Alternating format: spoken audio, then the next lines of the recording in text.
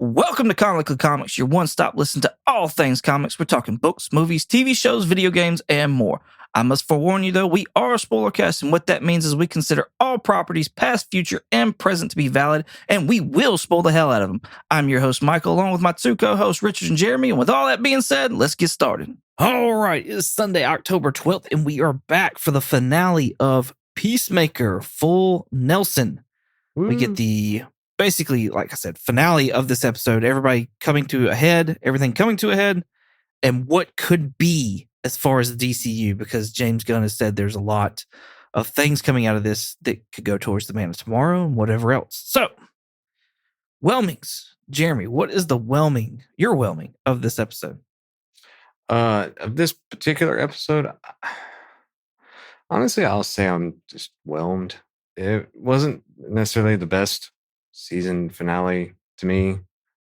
I enjoyed like seeing some of the backstory of, finally got to see the boat, whatever. I kept referencing the boat, so figured that out and everything.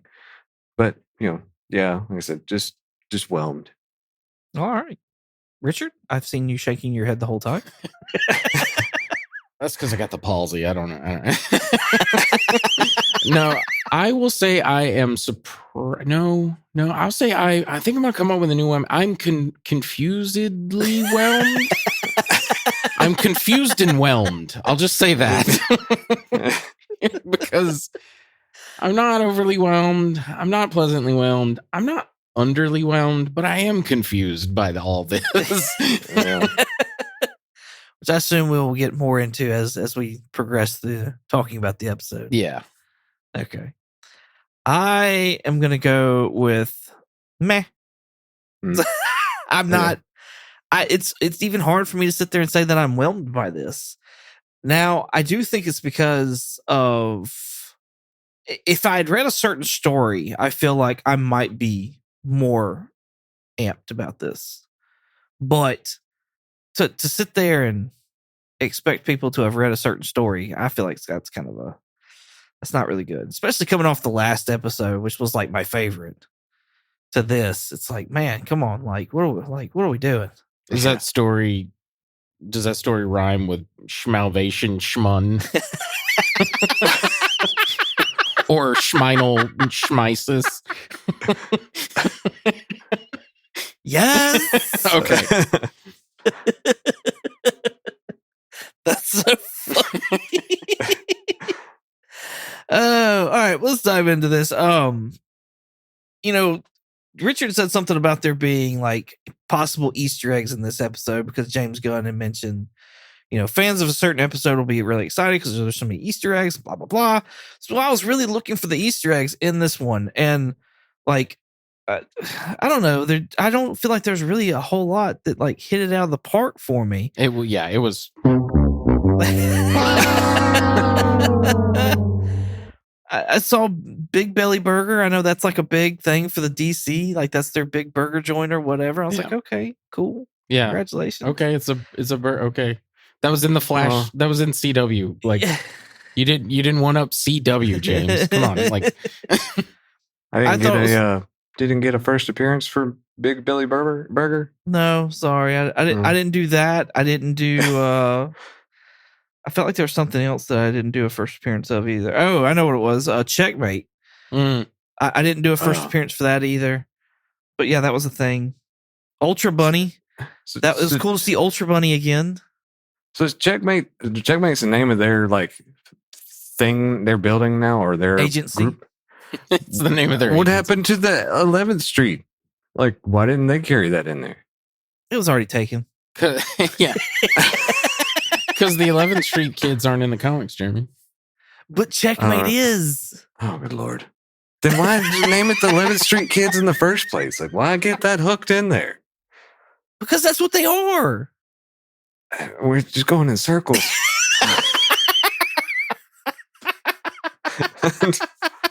But how are they that if it's not in the comics? Because James Gunn's an 80s kid or something. I don't know. Yeah, they mentioned... I'm trying to remember that season 1 moment when he calls them the 11th Street. It's something to do with one of the hair metal bands that Gunn loves, because he Cena, or in this case, Peacemaker, is talking about how I think John Economos has like a tattoo or something, and he's like, "Oh, you love that band? Is it Hanoi Rock? I can't remember which band it is." Anyway, and he's like, "Yeah, I love that." He's like, "That band fucking rocks," and they like jam out to the song, and he's like, "We're the 11th Street Kids now," and I think that's like a reference to something like the band is. But yeah, as far as like the comic goes, it's actually kind of like an evil organization. It's usually run by like Amanda Waller and Rick Flag and Checkmate is, or Checkmate, yeah. Mhm. And they usually use like chess piece names. So like usually there's like white pieces and black pieces. And I looked up today, like the white pieces, I think, are like the intelligence side of like the spy organization that they are. And then the black chess pieces usually do like the black ops, the wet work, like murdering people and stuff like that. Oh, cool. So like they'll call, I think Sasha Bordeaux at one point was like called the Black Queen or something like that, because she was like always like being sent out to like murder people and things like that. But yeah, it seems like instead Gunn wants to make this like, whereas the Checkmate from the comic goes out and like deals with metahumans, this one's gonna like maybe go out and help metahumans. Okay. And that's it. Bye. Good night, everybody. Well, I was leaving the door open for Jeremy. I thought he was going to start talking, and he sat there and stared at me like one of those little nasty imps trying to fuck face me and stuff. Well, I mean, like, I did have something about that, but it was like, well, that's at the end of the show. But I mean, I guess we're already kind of talking about it anyway. But I mean, like, that was part of the reason why it really went downhill for me, because they like did this whole big, huge, like musical thing, and like it went on for like it felt like 30 minutes, and it just came to nothing basically. Like it just. I don't know. Like it felt very underwhelming what they did with that whole thing. Cause I was expecting, you know, hey, they're walking, maybe some kind of funny moment happens, or I don't know, something just comes crashing in. I don't know, something different. And then they still just walk out, and we cut to him getting nabbed. And I'm like, what just happened? Like there was a funny moment. We learned about spider milk. That's sold at Whole Foods. Whole Foods would absolutely sell spider milk. It's just fucking gross. No, I see what you're saying, Jeremy. I agree with you. Like, it was cool when I recognized the name Checkmate. I didn't know all the things that Richard was talking about, but like I knew it was part of the comic books. Mm-hmm. And so when I saw it, I was like, oh, cool. But like outside of that, it's like, what are you going to do with it though? Like, I guess I like your idea, Richard, of them possibly helping metas, especially since this is bait. Like, this is all set up because Sasha found out that they're about to start like exiling metas to this planet. They're doing the Salvation run from the comic. Yeah. And I think Gunn's the one that's come out and said that, like, for sure, right? Yeah. In that story, in the Salvation run,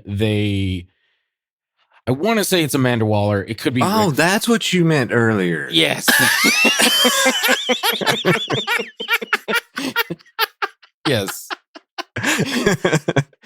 So Salvation Run, I want to say it's Amanda Waller. Maybe it's I think it's Rick Flag with the help of Amanda Waller, because she uses Task Force X, you know, Suicide Squad, and they round up a shitload of supervillains. And they throw them into the Salvation Earth, and they're like, we're not dealing with them. Good luck. Godspeed. We're never seeing y'all ever again. And the whole story is like the villains form factions. So like Joker forms his own faction. Lex Luthor forms his faction. Gorilla Grodd has like a separate faction. And they're for the win. They're all like infighting amongst each other, and eventually they do get out. And then there's a big reveal that I don't know if I want to get into. Fuck it, I'll just get into it. The big reveal of that planet, which leads into Final Crisis, is that planet is a training ground for parademons. And Desaad, who is like if Rick Sanchez was an evil wizard.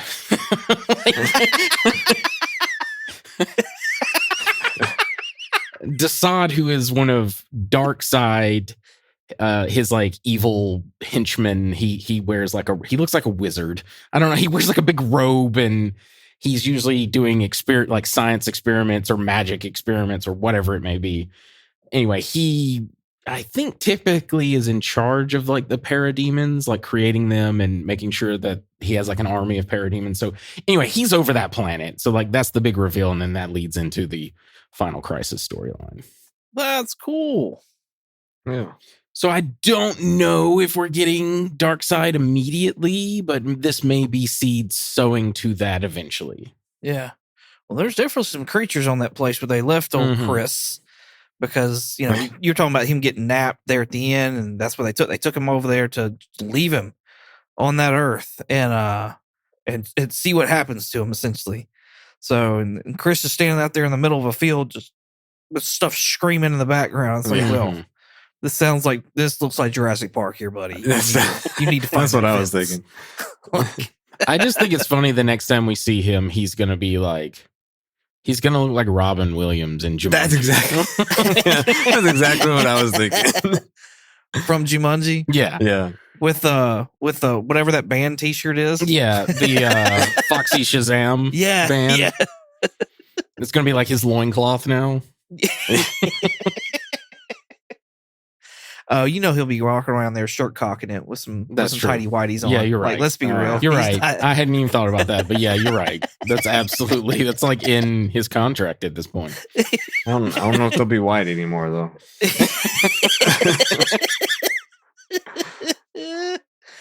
Oh, that's funny. Since we're talking about like Final Crisis and whatnot like that, did y'all notice the number 22 in this episode? No. So like it's not far for me to sit there and look for the number 22. Like that's my favorite number or whatever, okay? But the first door that we get to when they're all like Argus is inspecting all these doors to try and figure out and trying to find this Earth that they're going to leave Chris on and put all the metas on. The first door they get to that opens up is door 22. And I know we got more to talk about with that, but also later on we see Amelia reminiscing about the boat. She pulls the ticket out and the date on it is May 22nd. And so it made me think, like, okay, it made me Google. It didn't make me think. It made me Google. Like, what's the deal with DC and 22? And here's some of the stuff that I found.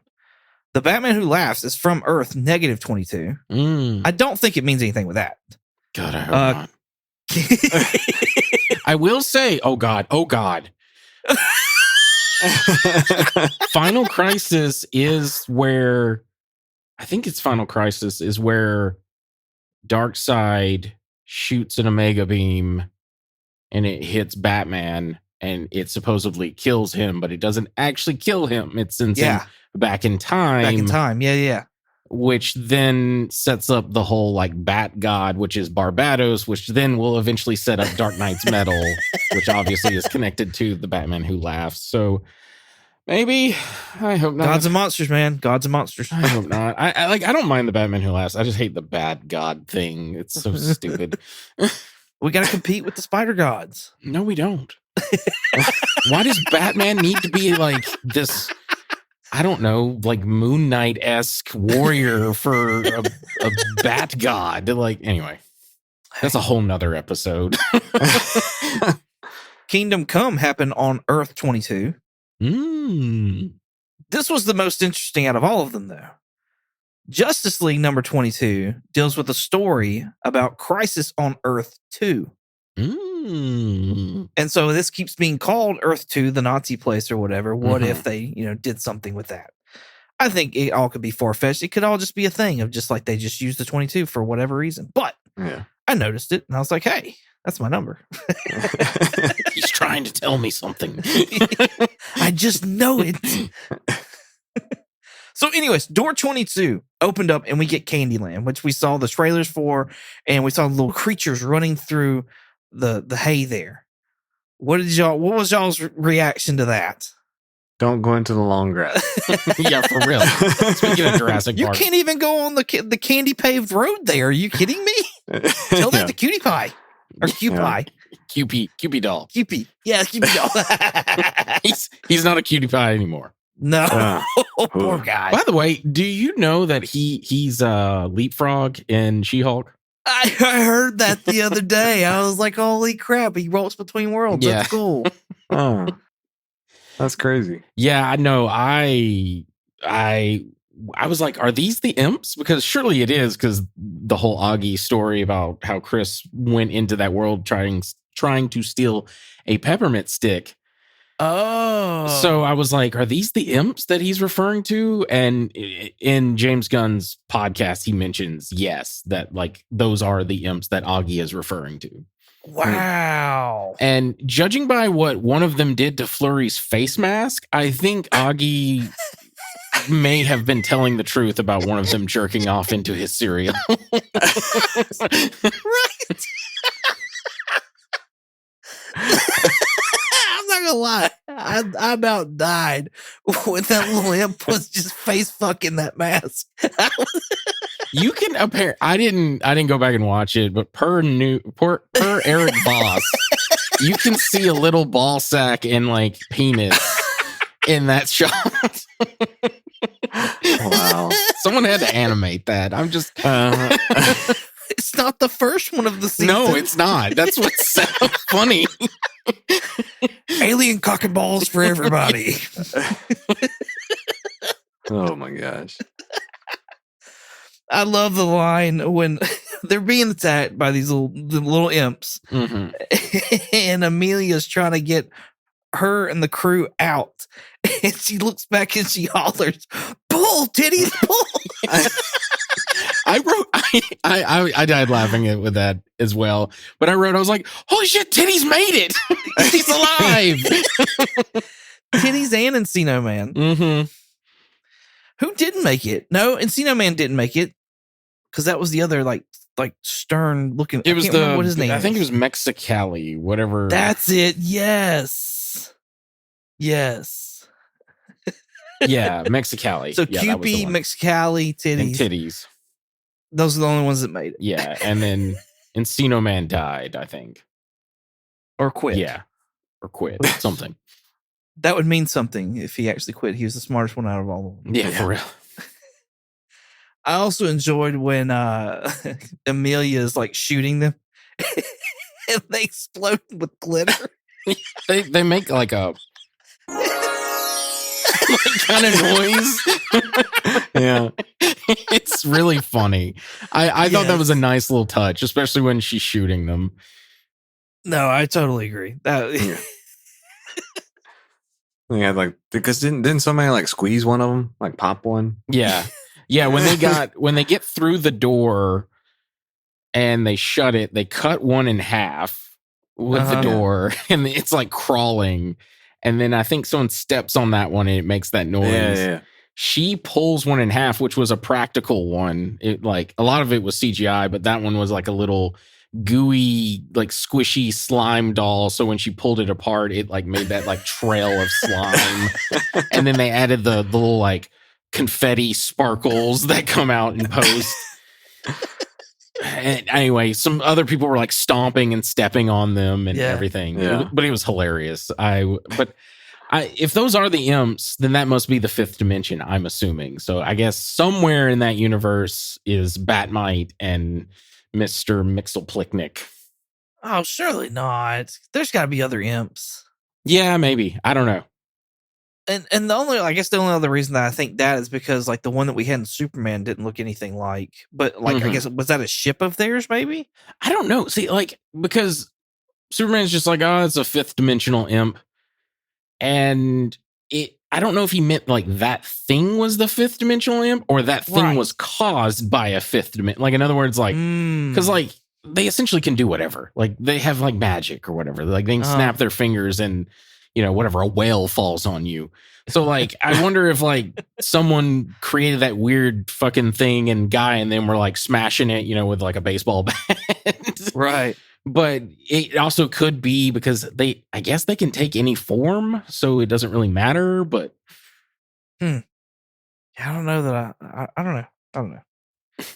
It's got to be on Gunn's list somewhere, though. Let's be real. He's been all about the imps for a bit. yeah, I was really hoping though we'd at least see like a famous one, not just like a generic like little gremlin thing.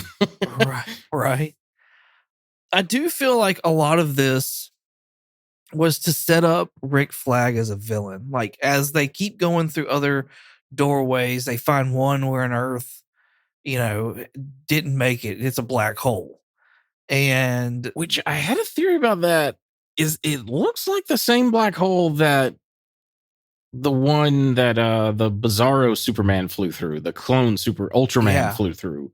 Yeah. So I was like, is that going to be like the door to Bizarro World eventually? Or is it the same black hole that leads to Bizarro World? Like, I don't know. It's probably just they used the same effect. Yeah. But it looked identical because it was the same effect. So I was just like, is it the same or is it just another black hole?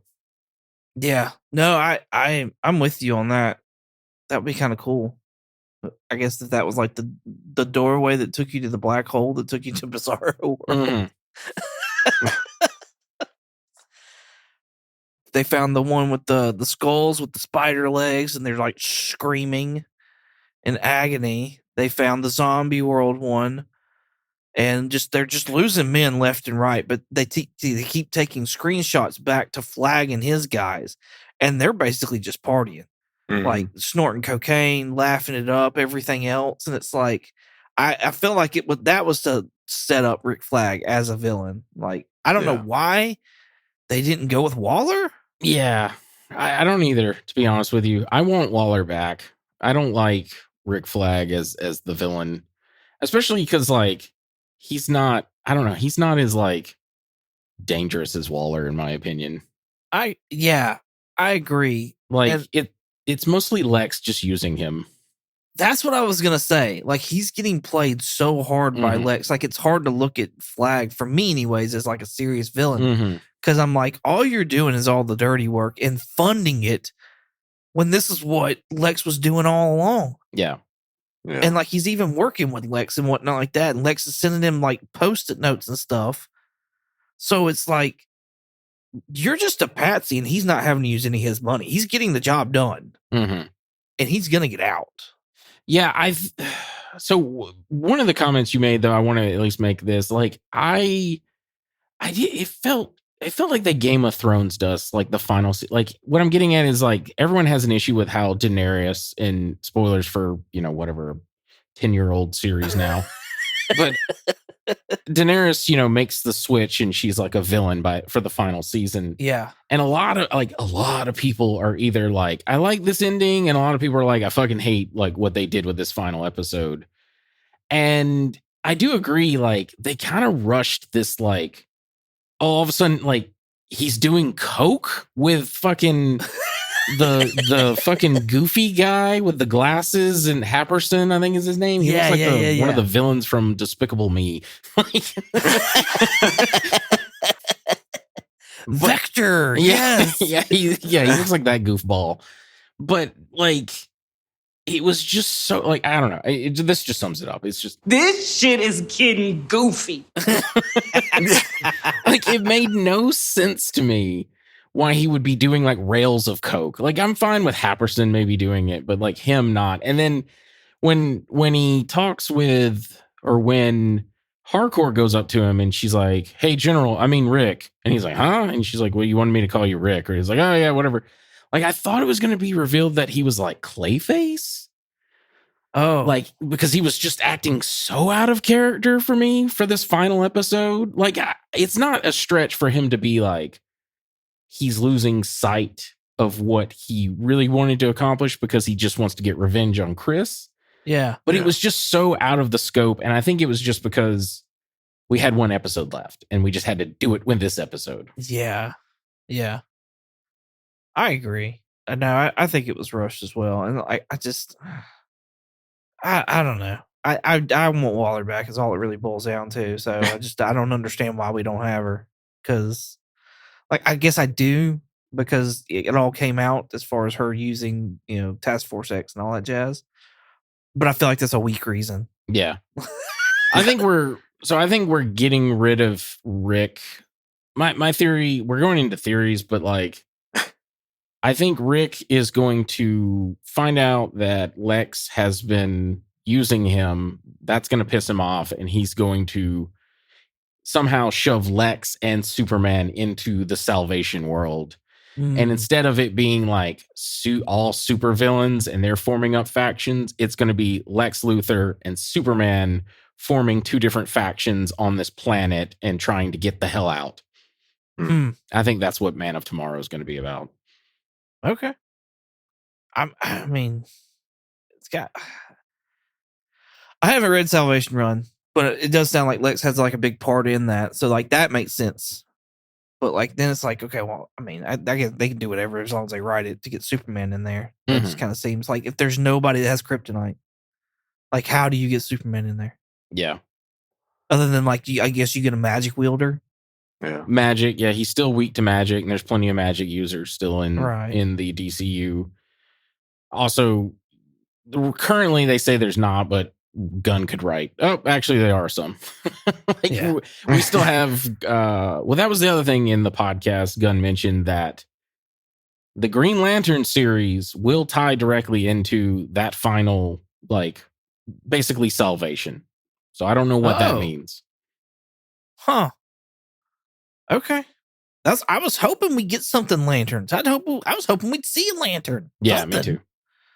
But like, I don't feel like there's any cues to anything. No, yeah. I was very disappointed because I was like, we spent maybe 14 minutes watching a concert. Oh my gosh. Which I like. I get Gunn likes his hair metal, but I was like, okay. I mean, I don't really need to see this. Right? No, yeah. Like the whole backstory of the boat, the concert on the boat, what happened on the boat, going back to the boat, watching another concert on the boat. I didn't need any of that. Yeah. I mean, I like, because like we were talking about how like last week it was about Peacemaker. So like this is about him and Harcourt's relationship. So I like seeing like, oh, they had a good night. They kissed. It fucked her over because she needs like intense therapy. And, and anyway, and then he's been like constantly being like, did it mean anything to you? Did it mean anything to you? Did it mean anything to you? Right. But like the rest of like, oh, and then when they all come back to him and, you know, they all say like, hey, we love you. We want you to come back. And then he's like super happy when Harcourt tells him like, yeah, it meant something to me, you fucking dumbass or whatever. And he does the dance and they play the Foxy Shazam Julian song. And then we get like another concert. I'm like, really? Another concert? Like, what are we doing? I think the only thing that I liked out of all that was when they're leaving Big Belly Burger and they old Freckles says an offhand comment to her. Yeah. And she is ready to throw down. Mm-hmm. Chris steps in, calms the situation down. Amelia comes back in. What, you think I need protecting? He's like, no, I'm trying to protect him. Like that was funny to me because I was like, oh yeah, she would fuck you up. Oh, absolutely. Especially what we saw at the bar and stuff. I love the comment though he makes when she mentioned something about his freckles and he's like, my mama told me to be proud of my freckles or something. That shit was funny. When did Big Belly Burger, like what burger joint sells shots? I was wondering the same thing when I was doing a rewatch. It's a heck of a burger joint. Right? Right? Apparently they filmed that in Savannah, Georgia. Oh, cool. Really? Like, yeah, they retrofitted some restaurant to make it look like a Big Belly Burger. And Gunn was mentioning on his podcast how it was so realistic looking that they had people come off the street and go in and try and order. And they're like, we're filming. This isn't a real place. That's hilarious. Thank you for being in the backdrop, though. We appreciate you. That's kind of fun. Oh, that actually was one of the things he mentioned too. He was talking. He wrote and directed this episode, and the scene where his wife has to kiss John Cena, he had to direct that scene. And a lot of the extras in that scene are just fans that they were able to grab as extras. So he was talking about how awkward it was to direct his wife to kiss John Cena while all the fans are around. It was just a super awkward situation for him.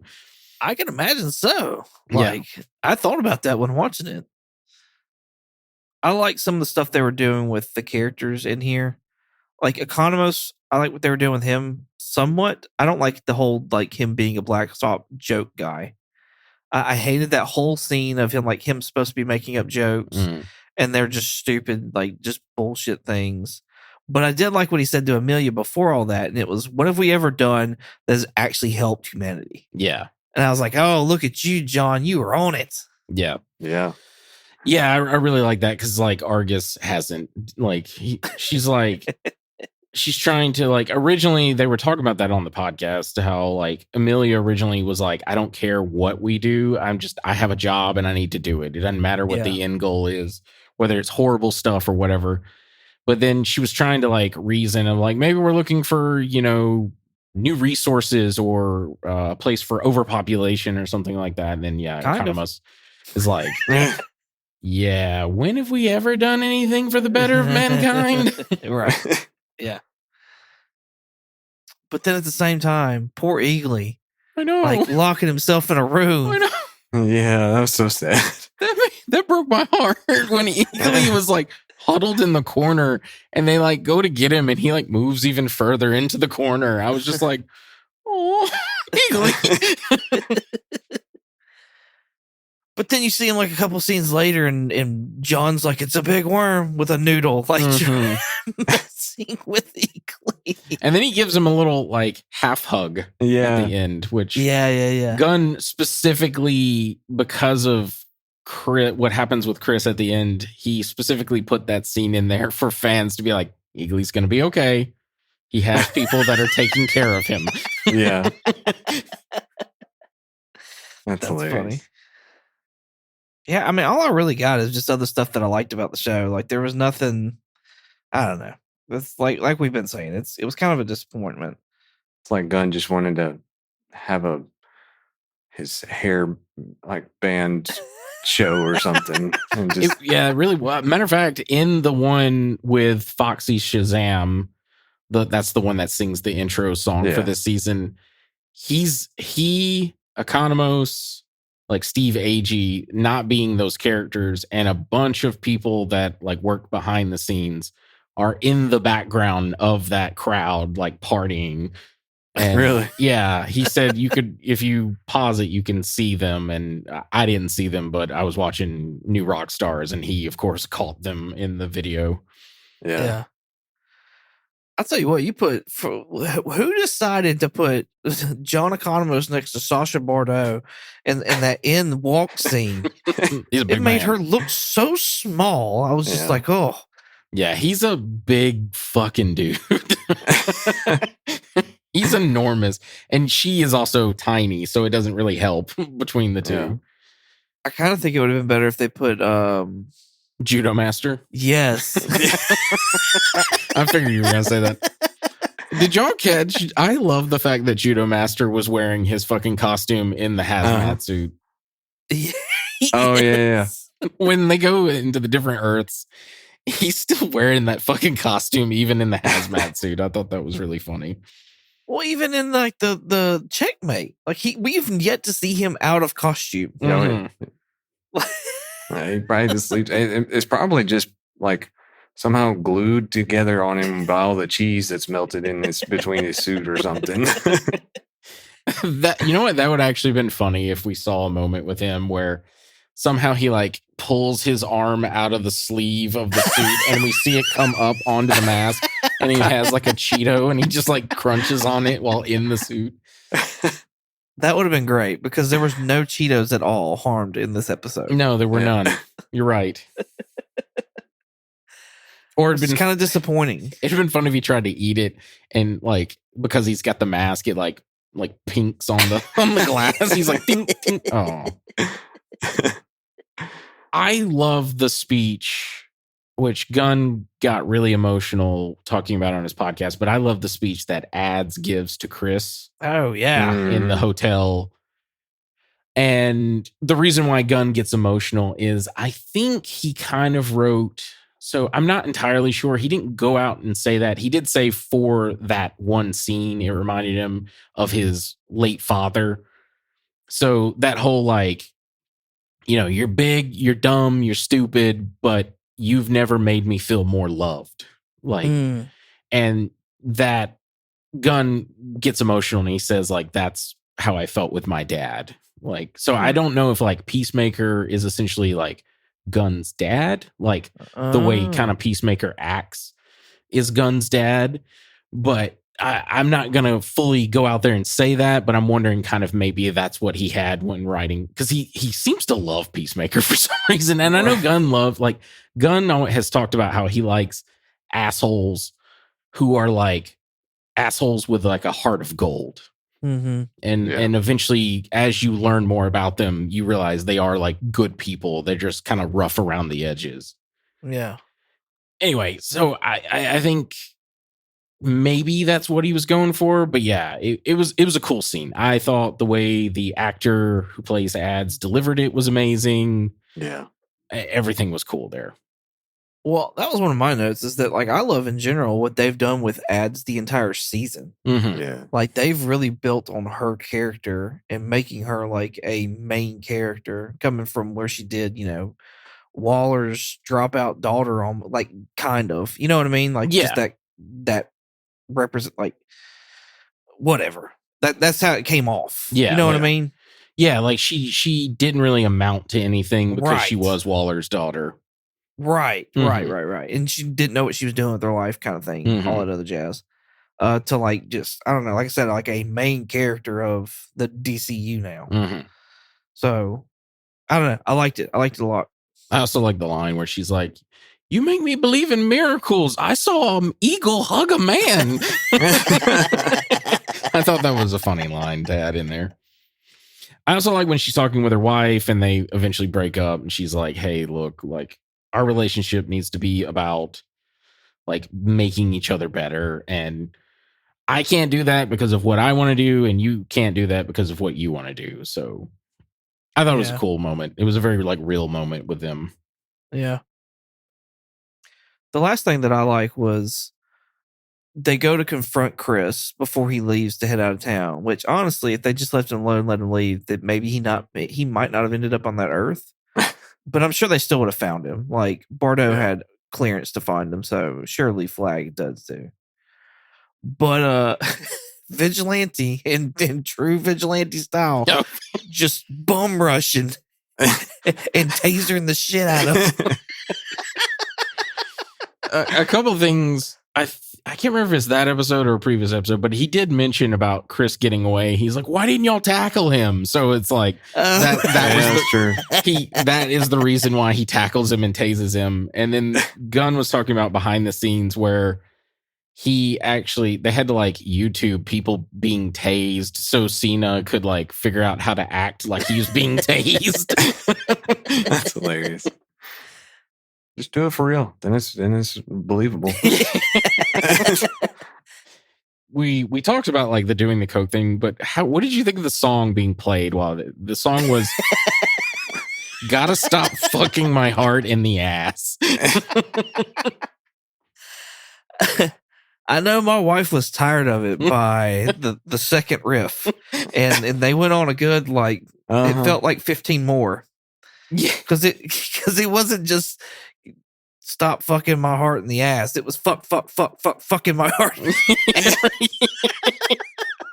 What's so funny is again, I'm just talking about the Peacemaker podcast, but his wife had to hear that song like on repeat while Gunn was writing. I think he was writing Superman and this season at the same time while listening to that song on repeat on certain sections. And she was like, you could tell that she was sick of that song because she was like rolling her eyes when he was like talking about it during the episode. It was really funny. But yeah, that's kind of it for me as well, man. This was it was a long episode, but there wasn't much to really talk about. No. And it was just very, very disappointing. Yeah. Like I said, like after that last episode being so good, and then it just falls flat on its face. Yeah, they kind of pulled a Marvel here. I gotta be honest with you. They kind of pulled a Marvel here with like, you gotta stick that landing, and I don't think you stuck the landing here. Yeah. I meant to mention this a while back. The show was originally supposed to end at the moment where they're all walking out in a line, and it shows like the checkmate logo, and then we hear like the song end and eagerly like cause. Like that was supposed to be the end of the show. But then Peter Safran, because before they like started doing the DCU, they pitched the idea of the planet Salvation to David Zaslav of like, here's what I want to do with the DCU. So this was an original pitch, and Peter Safran told James, you need to include something that ties that into it for this episode. Huh. So that's why that gets tagged on at the end with him being kidnapped and then thrown into the portal. Yeah, I guess I could explain like so that was just a really weird hard cut to him just walking up to his whatever hotel room, whatever it is. Yeah, his hotel room. Yeah. I don't know how much better that would have been though, ending it there at Checkmate. Like, I guess it would have felt more complete. Yeah. Mm-hmm. I would have preferred it, to be honest with you, because Gunn keeps talking about how like we're going to see Peacemaker and we're still going to see these characters, but I don't think there's going to be a season 3 of Peacemaker. Wow. So I think this is the series finale. Oh, wow. That's dumb then. Yeah. It makes me even more pissed about it. I got to be honest with you. I'm right there with you. Like, I don't know if I'm pissed, but like, yeah, I think it's dumb. Yeah. Yeah. Especially if it's a series finale. Yeah. Yeah. Cause then like that makes it even if they had the ending with Checkmate there be a much better send off than just leaving you with what's going to happen to him. And then you never find out. Mm-hmm. I mean, you are going to find out what happens with Chris. You are going to find out what happens with Harcourt. You're just not going to find out what happens with them in Peacemaker season 3, I think is what Gunn is saying. I think we're going to see those characters in Superman, Man of Tomorrow, or I don't know, Supergirl, Woman of Tomorrow, or Lanterns, or something. But then it's just I don't know. I'm not a fan of that. Because then like you won't get much of a explanation to it either. It'll just be like, hey, they're here. I feel like and nothing else to it kind of thing. Like this is, I don't know. I wonder if that's where the Waller show picks up. It's still not been said that that's been canceled. No, yeah, but it's like in limbo because they haven't figured out what they want to do with that yet. But I wonder if that's what it is. I wonder if it's like, hey, we're not going to do a Peacemaker show anymore. Mm-hmm. Because now, if Rick flags over that, if Waller's got ties to Checkmate, if Ads is Waller's daughter, like that could be a whole drama thing that you bring up. Mm-hmm. Plus, you pretty much keep the cast doing a show. You just change it to Waller at that point in time. Yeah, and I imagine they're going to get more. I'm going to assume the next time we see Checkmate, they're going to get more like superheroes on the team. Something, yeah. There's also like currently in the comics, there's a female Peacemaker along with Peacemaker. She's called Peace Wrecker, I think. But she looks just like Peacemaker. Like she's got the same toilet bowl, like and the red shirt with like the khaki pants. But it's not been revealed who she is, and everyone's assuming it's going to be Amelia Harcourt. So I wonder if they may do that for the movie universe because Chris is gone currently. Maybe she becomes Peacemaker but calls herself Peace Wrecker or something like that. Oh, wow. I don't like... Do I like that? I don't know if I do. I do like Steve Agee. He's pretty awesome. Yeah, I mean, because I don't know, they go through all this to set up Checkmate and to not continue on. Mm-hmm. And I don't know what you're saying is that we're going to see them. Like, they're going to continue on. We're going to see them in movies and stuff like that. But, like, to not be, like, a main of something, you know what I mean? Like, that kind of feels like a waste. Yeah.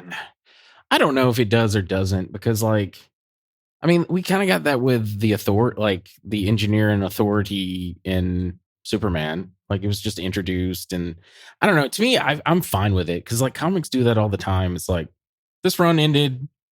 We'll maybe see Checkmate again in another run sometime. Yeah. Yeah. I guess. Like, I will say this: it's not a satisfying ending. Yeah. No. Like, agree. I fully agree with the internet, and I think they're justified. Like, some of them are very fucking angry right now. Really? And I think they're justified, but I'm not ready to throw the baby with the bathwater, however that colloquialism goes. The baby out with What the just bathwater. happened? I don't know. I think I had a stroke. I've been out in the sun a lot today. That's funny. Because I think a lot of people are like, he should be fired. And I'm like, all right, let's calm down. Like, let's put our pitchforks down for a second. Yeah. Like, let him cook. We've still got like 3 more properties to come. We've got Clayface, we've got Supergirl, and we've got Green Lantern. Let's see what this does. And if that doesn't work, then you can pull your pitchforks out. Yeah, but we may not. Well, I guess Lantern should shine some light on this a little bit more. He says it's connected, but he also said Right. we were going to get like tons of cameos for this episode. And I swear we got like 2. And the other henchmen that were Lexman's henchmen do not count, in my opinion. like Otis and I forget the other two's name. I agree. No. Well, that's all I got to say. Y'all got anything else? No, that's kind of it for me. Yeah. All right, cool. Y'all join us next week. We've got our Halloween special that we're going to be dropping. So that'll be fun. Just in time for Halloween.